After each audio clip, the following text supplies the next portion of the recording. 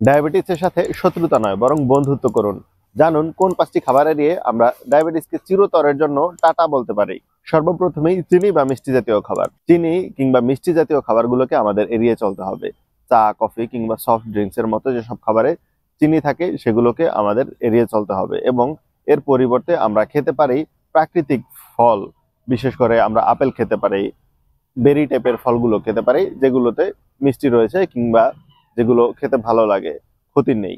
তাই আমরা সুগার জাতীয় খাবারগুলোকে এড়িয়ে চলে ন্যাচারাল সুগার খাই, ভালো থাকি। নাম্বার 2, সাদা চাল বা আটা।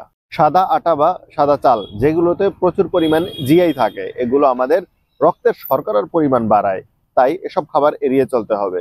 এর পরিবর্তে আমাদের লাল চাল কিংবা লাল আটা খেতে হবে, যেগুলো আমাদের স্বাস্থ্যের জন্য উপকারী। নাম্বার 3, প্রসেসড খাবার। ফাস্ট ফুড কিংবা প্যাকেটজাত খাবার আমাদের এড়িয়ে চলতে হবে। এর পরিবর্তে খেতে হবে সিদ্ধ কিংবা রান্না করা খাবারগুলো। নাম্বার 4, সফট ড্রিঙ্কস বা অ্যালকোহল জাতীয় খাবার। অ্যালকোহল কিংবা সফট ড্রিঙ্কস গুলোতে প্রচুর পরিমাণ চিনি থাকে, যেগুলো আমাদের কোলেস্টেরল বাড়ায়, আমাদের রক্তের শর্করার পরিমাণ বাড়ায় এবং আমাদের কিডনি ড্যামেজ করে দেয়। তাই এসব খাবার থেকে আমাদের বিরত থাকতে হবে এবং ডায়াবেটিসকে নিয়ন্ত্রণে রাখতে হবে। নাম্বার 5, পেস্ট্রি, কেক কিংবা বেকারির আইটেমগুলো। বেকারির আইটেম কিংবা এই জাতীয় খাবারগুলোতে প্রচুর পরিমাণ আটা এবং চিনি থাকে, যেগুলো আমাদের জন্য খুবই খারাপ। এগুলো আমাদের রক্তের শর্করার পরিমাণ বাড়ায়, যে কারণে আমাদের ডায়াবেটিসটা বেড়ে যায়। তাই এসব খাবারকে এড়িয়ে চলতে হবে, ডায়াবেটিসকে নিয়ন্ত্রণ করতে হবে।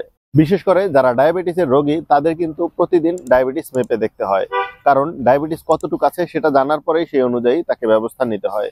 তাই আপনার ডায়াবেটিসকে নিয়ন্ত্রণ করার জন্য আপনার ঘরেই রাখতে পারেন এরকম ডিজিটাল ডিভাইস। এরকম একটি ডিজিটাল ডিভাইস আপনার ঘরে রাখলে যেতে হবে না ফার্মেসি কিংবা ডায়াগনস্টিক সেন্টারগুলোতে। ঘন্টার পর ঘন্টা সময় নষ্ট করতে হবে না এবং ঘরে বসেই আপনি জানতে পারবেন আপনার ডায়াবেটিসের সর্বশেষ অবস্থা। সেই অনুযায়ী আপনি পদক্ষেপ নিতে পারবেন, ডাক্তারের পরামর্শ নিতে পারবেন। তাই ডায়াবেটিসকে কন্ট্রোল করার জন্য আপনার কাছেই রাখুন এরকম একটি ডিজিটাল ডিভাইস। ধন্যবাদ।